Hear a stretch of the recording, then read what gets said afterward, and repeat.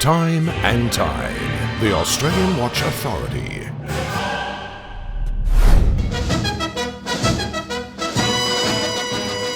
Do you ever get one? You ever get one of them? Petros, Elvis Presley was a star, but you were the star that acquired this watch for the museum, and I want to hear about that story right now.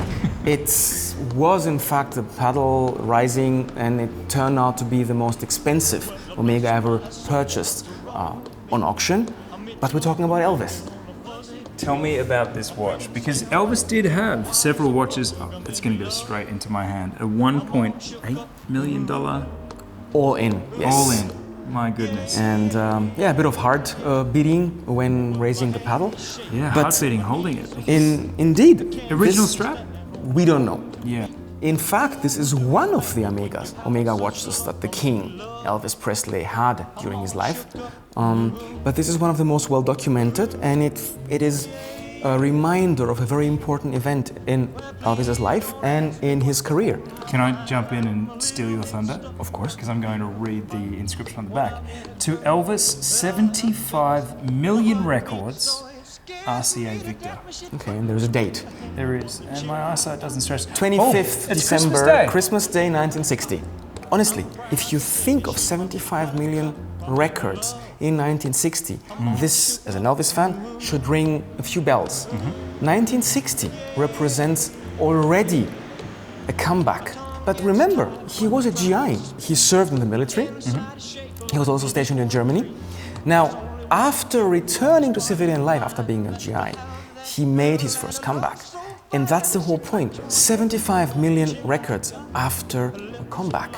This is insane. Yeah. And this is exactly this watch that represents this number, because record company, his own record company, RCA Victor, presented him with this watch on Christmas Day. So one thing I noticed on the dial, Petros, is the Tiffany & Co. branding. What did that indicate? This was quite normal at the time, anything from the 1910s to the 1960s actually. It's what some people refer to double branding. Yep. For certain high-end retailers, they were allowed to use this double branding. So together with the logo and the brand name of the watch manufacturer, the dials would feature the name of this respective retailer.